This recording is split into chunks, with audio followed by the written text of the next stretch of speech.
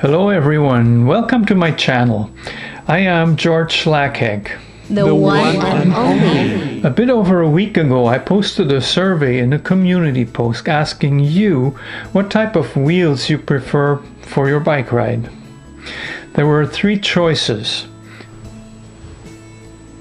aluminum, steel, and carbon fiber. As it turns out, most of you prefer aluminum wheels. Of course, that is for good reason, as aluminum is probably the most popular material for bicycle wheels today, featuring many advantages.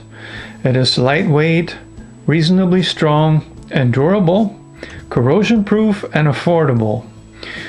You can leave a comment in case I forgot something.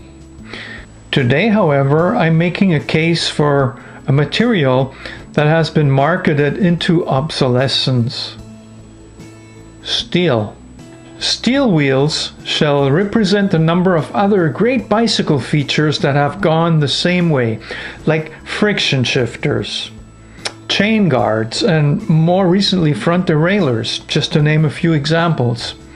Often we are persuaded by industry giants to accept paying more for products that are supposedly improved. Sometimes the improvement is marginal or even irrelevant, but the less expensive product is pretty much wiped off the market. Let me tell you a story from my life.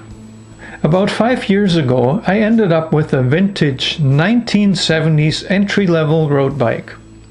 The main draw for me was that it was all original. Someone had bought it new and probably ridden it a handful of times. This bike was all steel. The frame, the handlebars, the crankset, and yes, the wheels too. Compared to anything on the market today, this thing weighed a ton. I really didn't expect much from riding it. Maybe just around town in the summer, a bit of commuting here and there. But then I started going on more rides with it. What a surprise! Riding this thing was so much fun. It could really go fast, especially on longer distances without interruptions. The rides were physically challenging, but so rewarding. What was the cause of that? Was there anything specific? At first, I blamed it entirely on the fast gear ratio, and indeed this bike was geared for speed. Climbing hills wasn't nearly as much fun as cruising along the open road. Then about 2 years ago, Bike Edmonton was cleaning up their shop. I'm involved there as a volunteer. One night I noticed a reject pile of old wheels that were supposed to be scrapped. All of them looked pretty banged up, but there were two items that stuck out. They looked like brand new. One was a complete front wheel, the other just a rim. Both resembled the ones I had on my vintage bike. Why were they supposed to be scrapped? Well, as it turned out, it was because nobody wanted steel wheels. They're too heavy. That was the reason. Yeah, they were a relic from the 70s, the era of the 10 speeds. But I decided to take them home for free, not even sure what I was going to use them for. More on that later. First, let's look into the dynamics of steel wheels. Steel is a very strong yet flexible material. Steel wheels can survive bumpy roads without going out of true. They don't deform as easily as the more modern aluminum wheels. They're also less prone to material fatigue. What is seen as the major drawback, however, is the weight. Steel is heavier than aluminum, and weight is the enemy in cycling, right? Well, not so fast. Weight is the enemy in bicycle racing. In cycling, it is almost irrelevant. When it comes to wheels, weight can actually be useful. Have you heard of a flywheel? The principle is that energy can be stored in the spinning wheel. I've actually found a video on YouTube where a guy built a flywheel into a bicycle frame and tested it as a pedal assist on the hills. The idea is similar to that of an electric bike, except that energy is stored in the form of momentum in a spinning wheel instead of a battery. Problem is, you have to haul the extra weight around even when you're not using it. Well, having steel wheels gives you some of the benefits of a flywheel. While it takes effort to set them into motion, once they are spinning, it becomes surprisingly easy to maintain a very high speed. Momentum will keep them turning.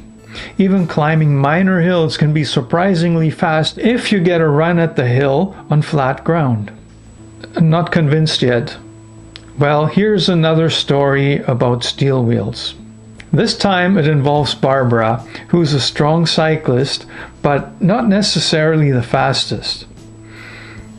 When Barbara and I went to Germany this summer, my parents reassured us that they had bikes we could use while we were there. I got to borrow my nephew's bike that was in good shape and fit me well, but Barbara wasn't so lucky. She was supposed to ride an old clunker that belonged to a neighbor. It was in poor shape besides being too big for her. So we went to a bike shop and searched the used bike offerings. There was this Dutch-style bike Barbara liked right away. It was definitely her size and it looked to be in great condition. The only problem, it was all steel and quite heavy. My whole family in Germany rides very light, late model bikes. They also all have longer legs than Barbara does. We were planning to go on rides with my sister and her husband, and I was worried that Barbara wasn't going to keep up with us. But we bought the bike anyways. Then we went to try it out together. Barbara with her new vintage Holland bike, me with my nephew's modern Peugeot bike. Guess who was going faster? She kicked my butt. My parents live in a very flat area. Barbara only had to give it a good push to accelerate, then her bike would almost move by itself. Yes, this is a quote from her. Steel wheels have some surprising advantages besides being stronger. So what happened to the wheels I got for free from Bike Edmonton? I built them into my new road bike. 2 weekends ago, I rode that bike to Grassland, Alberta on Friday, then back to Edmonton Saturday. It was my longest ride ever in the fall. The average speed going to Grassland, 180 kilometer trip, according to my bike computer, was 24 kilometers an hour. The average speed is 24.0 kilometers.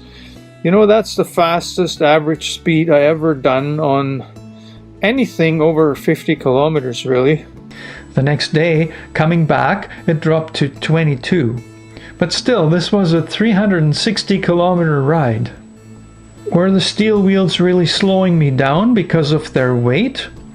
Or were they helping me achieve a higher average speed due to the flywheel effect?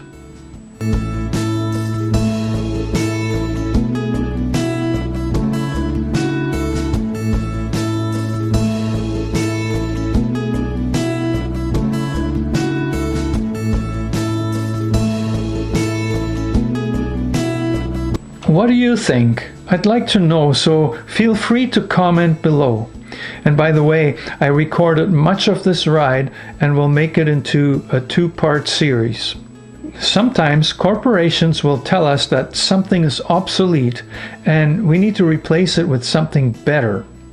Often though, the obsolete part or item is superior in some ways, and we're just being led to increase our consumption in order to line someone else's pocket. In summary, don't fall for every marketing stunt out there. Many of them were not created for our benefit, but corporate profits. The jury is still out on steel wheels, but they may be a lot more fun to ride. And you may even get some for free. Let me know what you think, and maybe you enjoyed this video, so then click the like button, and I would really love to welcome you as a subscriber. So if you did that already, thanks. and I'll see you very soon.